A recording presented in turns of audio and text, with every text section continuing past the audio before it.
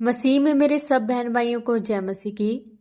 हम परमेश्वर का धन्यवाद करते हैं आज के इस पवित्र दिन के लिए जो परमेश्वर ने हमारे जीवनों में दिया। सारा इज्जत, महिमा और जलाल खुदावन प्रभु यीशु मसीह के सामर्थी नाम को देते हैं। आज की हमारी इस वीडियो में हम परमेश्वर के पवित्र वचनों को मेरी भविष्यवाणियों की पुस्तक में से पढ़ेंगे। ये वचन परमेश्वर के दास प्रेरित डॉक्टर अंकु यूसुफ नरूला जी के द्वारा लिखे गए हैं। पवित्र बाइबल के गहरे भेदों को इन वचनों के जरिए से हमें बताया गया है, जिससे हम समझ पाते हैं कि हमें मसीही जिंदगी में कैसे चलना है, कैसे हमें परमेश्वर से अपनी गवाही को, अपनी आशीषों को उस खुदावन से लेना है। हमारा विश्वास है कि जब आज आप इन पवित्र वचनों को सुनेंगे तो आपका जीवन कभी भी सेम नहीं रहेगा। तो पूरे विश्वास के साथ इन पवित्र वचनों को पूरा सुने। आज का पवित्र वचन, आपकी परख को दुनिया देखेगी। जब हम पवित्र बाइबल में पहला तीमुथियुस 3 अध्याय उसके 2 वचन में पढ़ते हैं तो लिखा है, ये आवश्यक है कि अध्यक्ष निर्दोष और एक ही पत्नी का पति संयमी, सुशील, सभ्य, अतिथि सत्कार करने वाला और सिखाने में निपुण हो। मेरे प्रियो, परमेश्वर का वचन कहता है कि सेवक पहले परखे जाएं और अगर परखे जाएं तो सेवक का काम करें। अंत हमारा मापदंड वचन है। चंगाई, छुटकारा, भविष्यवाणी एक वरदान है। वह किसी के पास भी हो सकते हैं जो परमेश्वर को मानते हैं। और अगर आज वह व्यक्ति परमेश्वर में सही है तब भी काम करेगा, और अगर वह व्यक्ति व्यभिचार में है तब भी काम करेगा।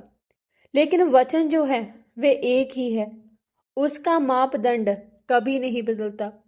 इसलिए आप अपने जीवन के दुखों से ये ना सोचें कि परमेश्वर संग नहीं है, और अपने जीवन के सुखों से भी ये अंदाजा ना लगाएं कि परमेश्वर संग है।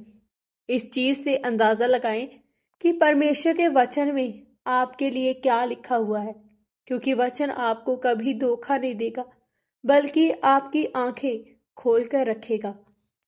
इसलिए प्रियो, जब मैं मसीह में आया तो मेरे साथ बहुत से जवान लड़के लड़कियां थे, जिनमें ऐसे लड़के भी थे जो चर्च में अपने आप को आत्मा से भरता हुआ दिखाते थे और शाम को लड़कियों के साथ सोते थे, और मैं पवित्रताई में रहकर परमेश्वर को पुकारता था।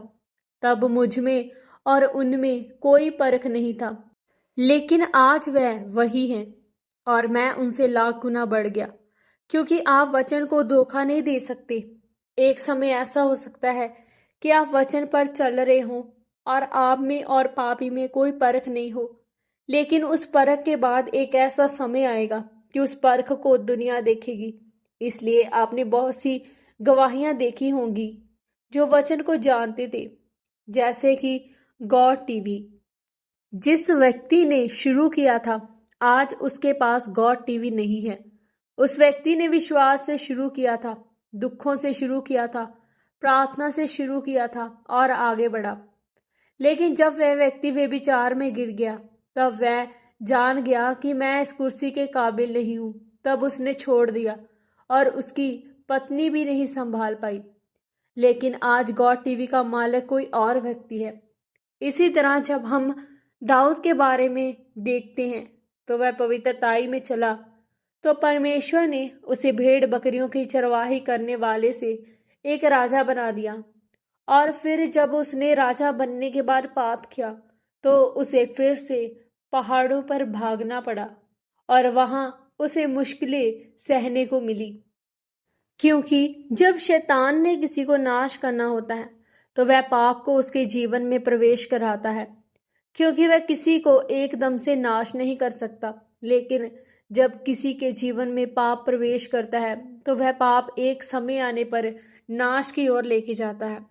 इसलिए प्रियो, अगर आप परमेश्वर के वचन के मापदंड के अनुसार चलेंगे तो परमेश्वर आपको निराश नहीं होने देगा, और आपकी परख करके परमेश्वर आपको उचित समय पर सेवा के लिए खड़ा करेगा और अद्भुत रीति से इस्तेमाल करेगा।